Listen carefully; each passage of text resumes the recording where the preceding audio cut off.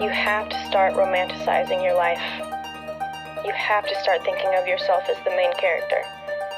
Because if you don't, life will continue to pass you by. And all the little things that make it so beautiful.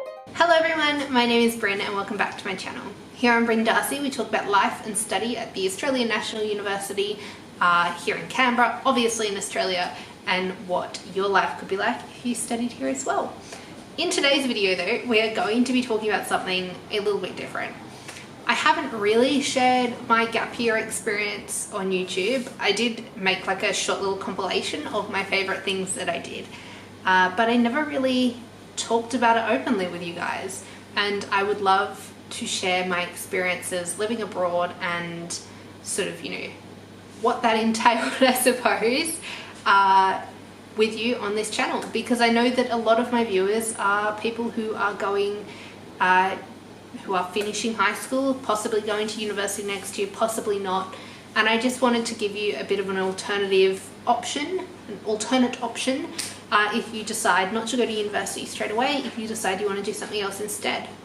Obviously, bear in mind I did my gap year prior to coronavirus being a big thing, so my experience will be different to your experience, but yeah, I just wanted to share what my experience was with you, and hopefully you guys learn something from it, find it enjoyable, find it interesting. There's definitely some stories that I could tell about my gap year, and maybe I will. Maybe I'll make that into a bit of a series.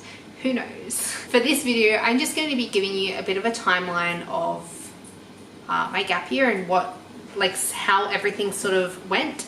And I will be doing a bit more of a detailed Q&A later to answer questions that I've been asked quite often about my gap year. So yeah, let's go into the video.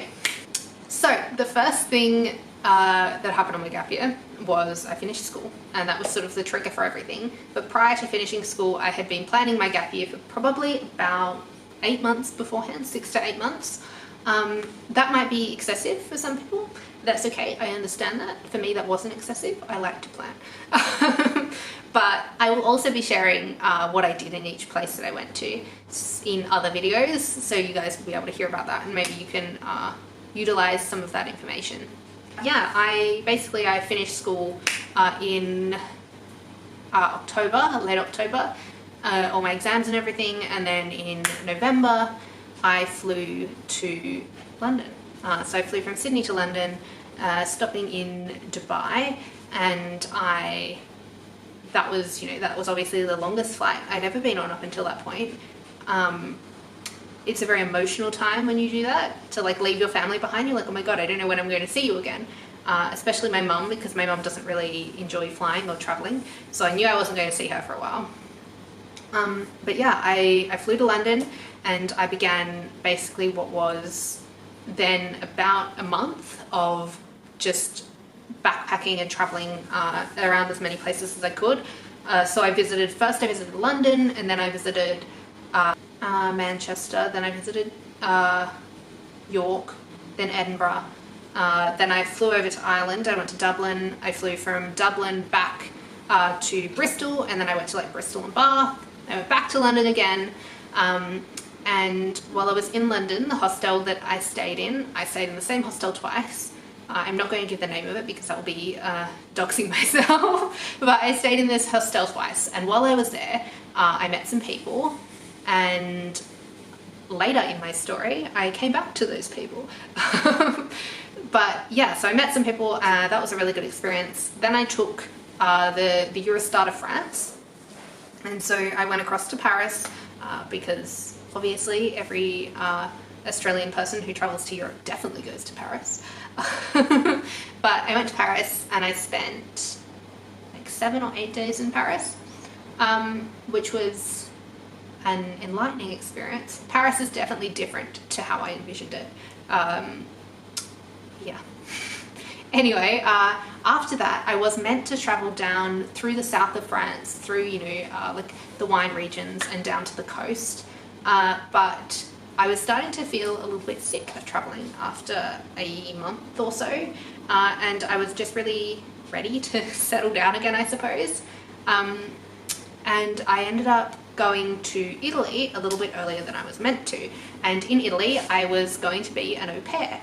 So I was au pairing for a teenage girl who had some additional needs, and I was staying with their family, obviously, in their house, and the whole experience was a little bit interesting, shall we say. It was definitely not what I expected, and I will possibly share more about that later and why my experiences as an au pair were unorthodox, maybe to say the least.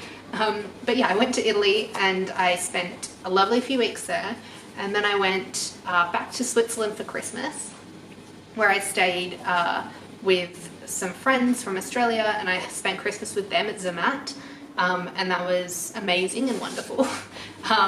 After that, I went back to Italy again for another 2.5 months, and while I was there, so in total I was an au pair for 3 months. There was something not what was advertised, but it was an interesting learning experience nonetheless. So yeah, I definitely grew as a person from that, I would say. But after that 3 months as an au pair, I went and stayed in Rome for about 3.5 weeks while I was waiting for a work visa to move back to the UK, back to the hostel that I had stayed in twice before, where I had met the manager of the hostel, and he thought I was a really good fit for the hostel and they were looking for staff. So I reached out and I was like, look, I really want a job. I really need to get out of Italy. Can I have a job, basically? And I had an interview, and I was doing this interview while I was sat outside a train station in Milan, and somehow I still got the job despite just sitting outside a train station in Milan doing the interview. And yeah, so then I had to go to Rome to get my visa and everything.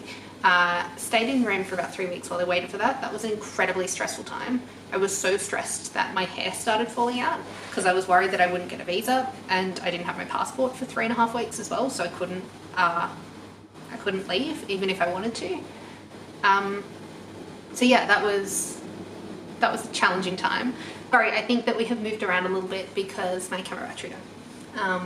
Anyway, so after waiting for those 3.5 odd weeks without a passport, not being able to go anywhere, and rapidly running out of money, I made the move to London, where I began working as a receptionist in a hostel. During those first few months in that job, I had a number of my family members visit me, my dad and my sister and 2 of my aunts. So I got to see all of them, which was amazing. And yeah, I would say after that I had the most incredible and life-changing year of my life so far. And I know that sounds so cliche, and that's what everyone's saying when they come back from a gap year. But yeah, it was just such an incredible experience. So I worked in that job for 11 months, and during that time I made some incredible friends. And you know, I met my partner Lewis, who I'm still with, and the friendships and relationships that I made in that year were just so incredible, and I became so close with all of the people who I became friends with. It's so difficult to describe the environment that it was. At 11 months there, after actually about 8 months there, I realised that I was going to have to decide whether I wanted to go to uni or not. And I had already accepted the year before a place at ANU for my degree if I wanted it, and I also applied as well for a PPE and a international relations double degree, and I was deciding whether or not to do that at the time, and I decided not to do that, just to do straight IR. But I also decided that I had now grown up enough and changed enough that I was ready to go to university and ready to have a different experience in my life. And yeah, so after about 11 months in that job, it was time for us to say goodbye.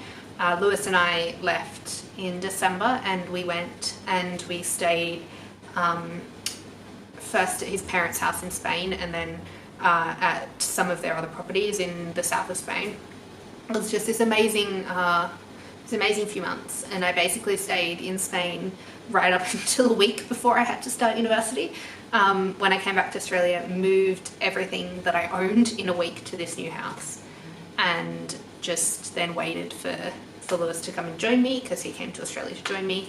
And yeah, it was just such an amazing experience. It was such a transformative period in my life, and I'm so glad that I did it.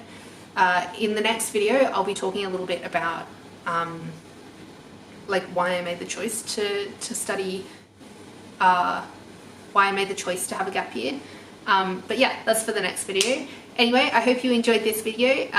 Please give me a thumbs up if you did, and subscribe to the channel for more videos like this and for more gap year content. If you have any questions about studying at the ANU or taking a gap year, please don't hesitate to reach out to me on Instagram. Sometimes I can be a bit bad at replying, but I promise I love receiving all of your questions and sharing any information I know.